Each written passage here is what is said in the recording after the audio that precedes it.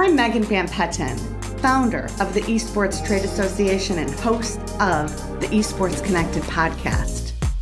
I am inspired to share key tidbits from several interviews conducted with industry influencers over the 3-day span of our Esports Next conference. To be able to celebrate and learn from those who are shaping our community is such an honor. Press play and let the waterfall of knowledge wash over you as it did for me. Enjoy.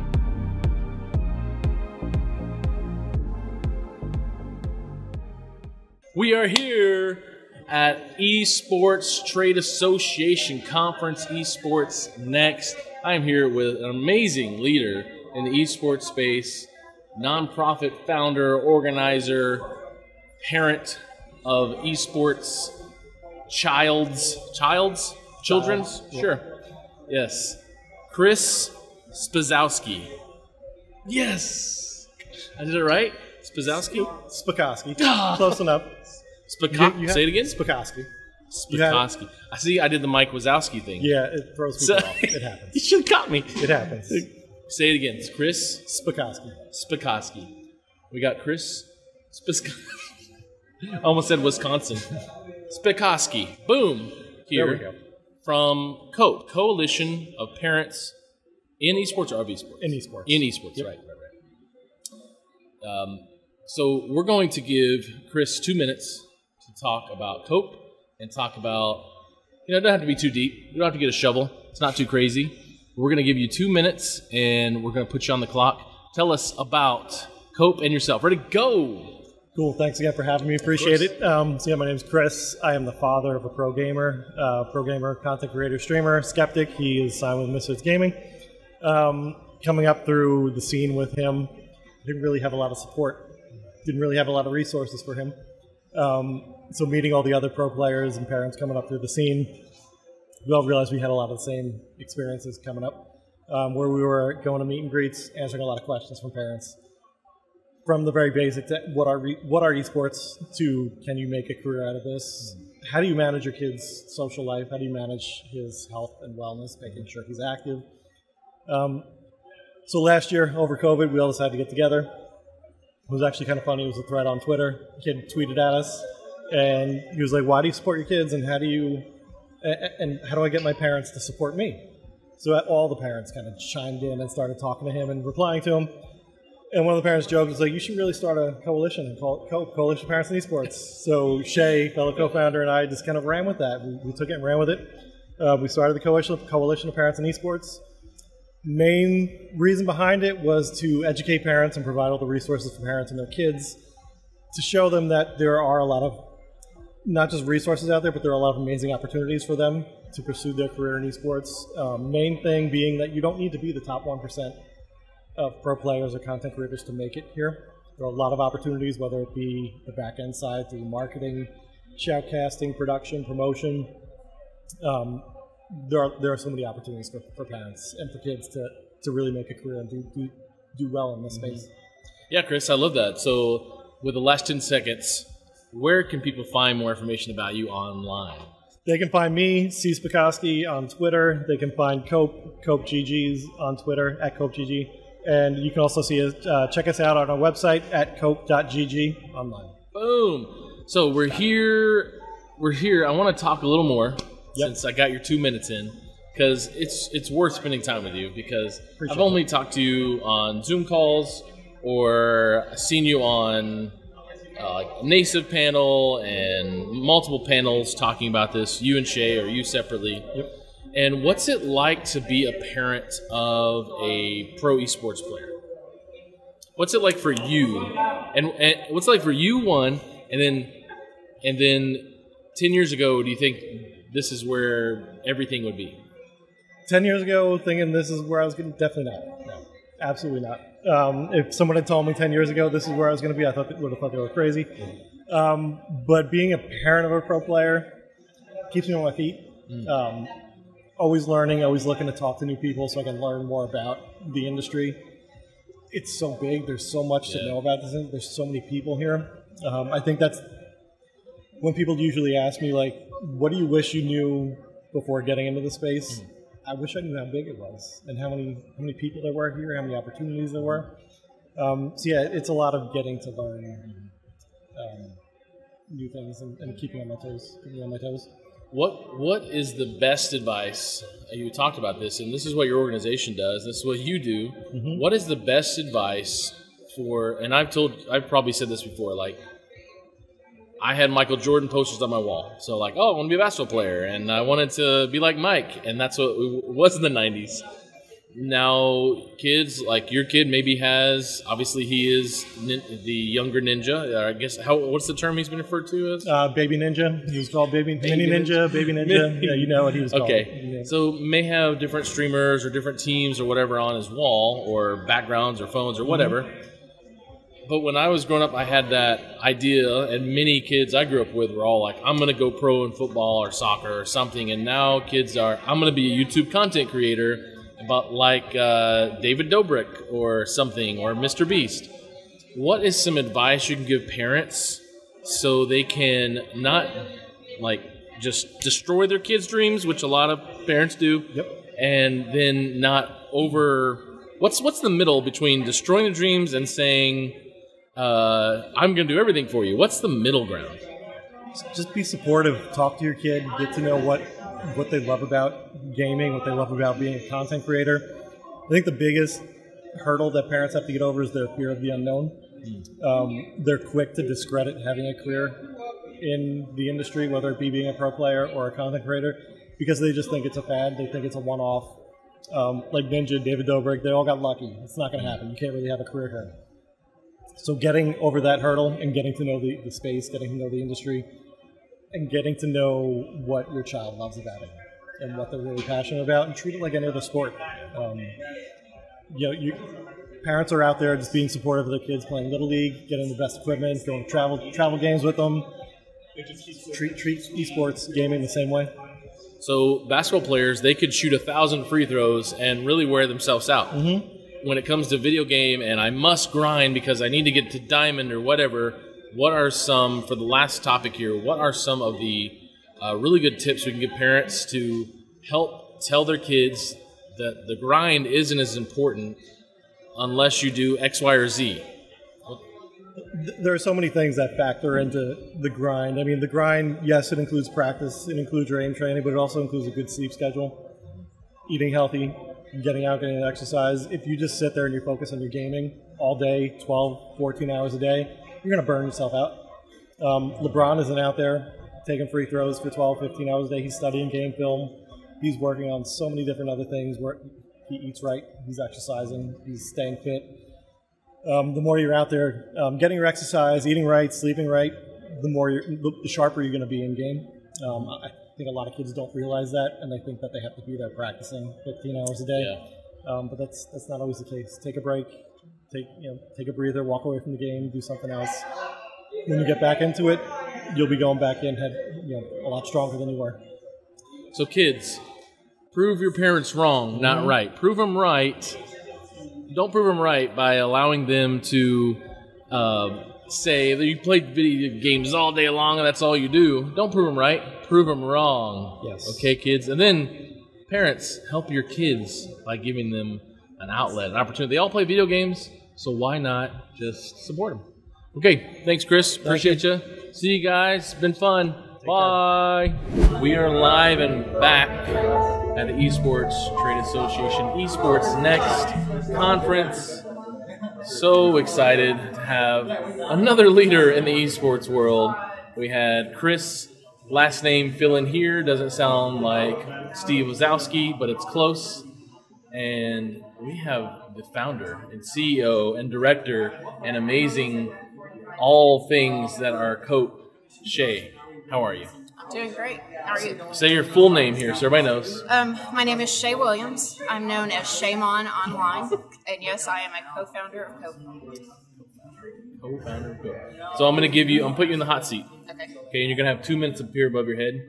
And you get to tell me about you and Cope in 2 minutes. Ready, set, and go. So Coalition of Parents in Esports was founded by parents of pro players and content creators who were basically tired of being vilified in the press, and by our friends for letting our kids game for 10 hours a day. Being brought into this world by our kids' passions, we saw the value here, whether our kids made it competitively or they were streaming or they were creating, whatever they were doing, we saw that they were getting more out of it than just playing a game. There was communities being built, they were learning leadership skills, business skills, and they were having fun. And so we decided we wanted more parents to know about it, and by educating more parents, more gamers can pursue their passions. So that's what we do. Now, tell me about you, something cool. You got a minute left here. Okay. I need to know something cool about you or your family. So something cool about me, well, I mean, I came from the computer industry, actually. So I was actually a computer science major by trade, and I built my first game myself on my Apple Mac in my dorm room. And so I was a techie, and I grew up in the .com era, and I was lucky enough to find myself at a startup in Austin, Texas during the .com boom. It was later sold to IBM, and I had a blast at both places. And I always guess I hoped that my kids could find anything that cool. I mean, working for a software startup in Austin back in that heyday was just fun. Everything about it was fun. It was crazy. We were working insane hours, but we were having a blast. And I wanted my kids to find that. And my son had been begging to do this and follow, you know, the whole esports thing, but I didn't really understand it until we went to Fortnite World Cup at Arthur Ashe Stadium in New York, and then my eyes opened. And mainly what I realized is that he had found the next boom. And it was everything. It was esports, it was entertainment, and it was fun. Love it. So now, let's dive into why do parents not understand? And we can fill that word parent with teacher, corporation, administrator. We can fill it with a lot of things. Why do X not understand the gaming and esports industry? What are we missing out on? And I know your focus is parents, but it can apply, I'm guessing, to a lot. But what are we missing out on? We're not educating them. We're not telling them what is of value here. Mm-hmm. They, you know, when your kid plays Little League, you probably grew up playing baseball yourself, so you know about it. You understand it. You understand how to cheer, how to spectate. You understand how to keep score, and the parents here just don't understand it, and we haven't done enough to show them the value. And the press is the press. You know, they like to take advantage of what sells, and unfortunately what sells in gaming is the fact that, you know, all the bad stuff, you know, and so they worry that their kids are not getting enough exercise. They worry that their kids' school is being, you know, distracted. They worry about all those things, not realizing that actually, you know, it can help. Okay, so I'm a kid, and I have parents that think I play too many video games. What's a good simple conversation that can also touch on the positive and the things that maybe need some opportunity when it comes to kids playing games at 8 to 18? What are some things you can tell parents that are both, hey, these are all the positives, like we all do in our industry, like here's all the positives, but yet there's also things that we want to make people aware of, to be not afraid of, but maybe be concerned, be proactive about. What else the conversation you have with a parent? Well, actually, the conversation we have with the kid is, I mean, we actually have more kids reaching out to us for help than parents at this point. And what we tell, you know, and they started off by saying, my mom hates gaming. Mm-hmm. And I'm like, have you shown her what you're doing? No, she hates gaming. She doesn't want to see it. And I'm like, your mom just wants the best for you. And you haven't shown her how this can be the best. Have her play a game with you. Have her watch you stream. You know, just invite her in. She wants to be part of your world. And if you show her the value, then that'll, you know, she'll understand it more. And as far as getting the parents on board, you know, we tell them to, you know, treat it, don't get emotional. Don't barge in there and say, I want more time to play. You know, go in with a plan. You know, I will, and we've had kids actually create PowerPoint presentations for their parents. No way. Yeah. I actually have a copy of a couple of them. Oh, please, I'd love to see that. And they've actually outlined it, then they've reviewed it with us, and then they've gone to their parents and presented, this is why I want 2 hours every night to practice my gaming, and this is when I'm going to get my chores done. This is when I'm going to do all these things so that I can practice, and this is what's going to come out of it. And they're totally shocked when their parents are then on board. You know, they're like, oh my gosh, that worked. And I'm like, yes, because you showed that you have passion for this and that you thought it through and that you're not just being a spoiled brat kid. So I've talked to a couple people the past 2 days about the grind for students, and I've had perspective from college coaches and perspective from Josh at NutriGamer about the health and wellness aspect. And when you're talking to students, you're talking to kids, teenagers, how do you shape the mentality of, I've got to grind, I've got to play 18 hours a day, I've got to be able to do this because I'm not going to X? What's a good proactive approach? Kids maybe don't understand it completely, other than I want to be Mr. Beast or I want to be Ninja or whatever. But how do you settle in there without being just another mom that's telling them not to play video games or dad? And that's a question we get often from parents and gamers as well. And it's really about finding balance, just like anything. I mean, my kids were both in sports before that, and my daughter is a competitive figure skater. And one of the things I learned there from her coach is that you couldn't work on the same jump over and over again. You know, at some point, you kind of lost the plot, and so you had to change to something else. You had to go off and do something else, work on something else, and then you can come back to the jump. So she had a rule that she could only do a jump, I think, like 10 times before she had to move on and try something else. And I guess I kind of came to gaming with the same approach. You can't just keep doing the same thing if it's not working. And you also, you're not going to get better by playing 18 hours. You've got to be focused about how you're practicing. Are you, working on technical skills, aim strategy? How much time are you putting into strategy? And then also, it's got to be fun. You've got to set aside some time to just have fun with your friends gaming. So I've seen you on a lot of stuff, a lot of speaking to groups and parents, our friends at NASIF, really good conversation you guys have had in the last month or so, or I guess it was early this year. What's coming up in 2022? What can we expect from what you're doing in content, or are you doing in education or literacy? What's 2022 look like? Well, hopefully 2022 looks like a lot more face-to-face events like this. So one of the most fun things is we just were at PAX West, which was one of the first events, and PAX gave us a table there. Nice. But probably our big thing going forward is we're establishing the Coke Cabana, which will be at all, live gaming events that we're working with. I mean, yes, exactly. Okay. All right. That's exactly it. So the Coke Cabana is also called babysitting for parents at gaming events.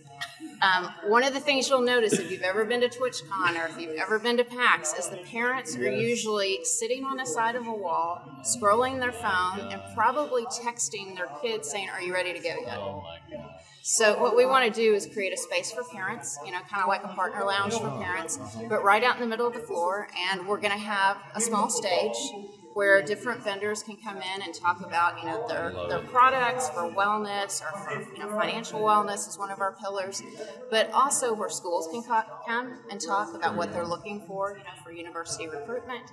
And, we'll have, of course, our kids are gamers, and so we'll have them there for meet and greets as well. So you're going to be doing this at different gaming cons and tournament events? Yes. Okay. Yeah, we're in, so it's all early days, but we're in conversation with PAX and Twitch and DreamHack and everybody. And you're working on, hopefully, sponsorship packages for people to,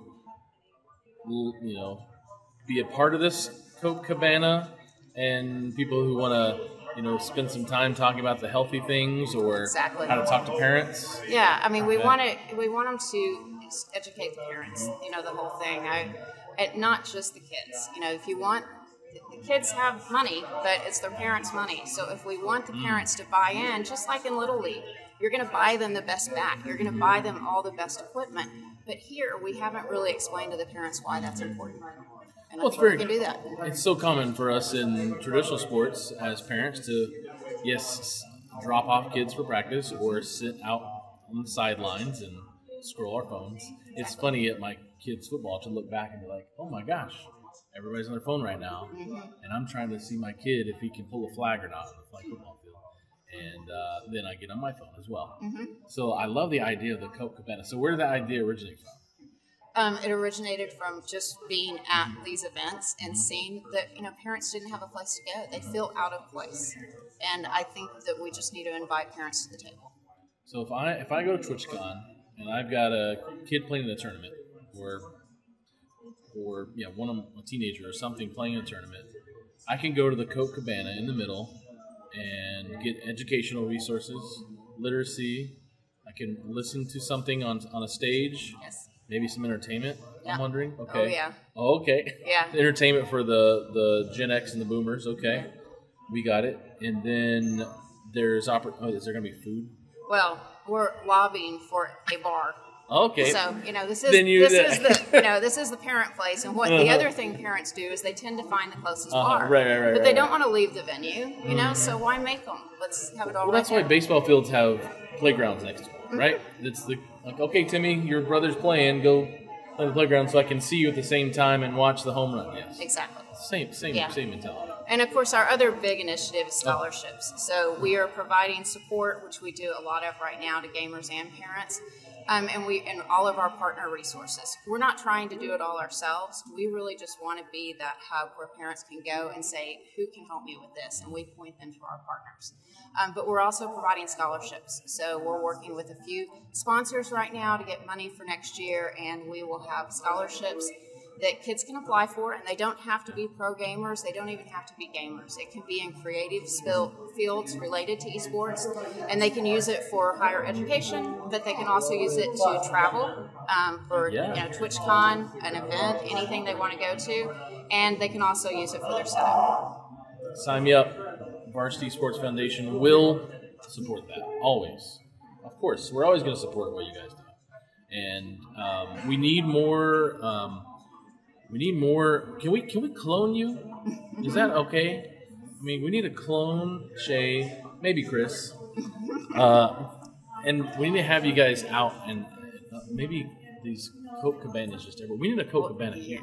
Yeah, well, I know we do. We did need one here.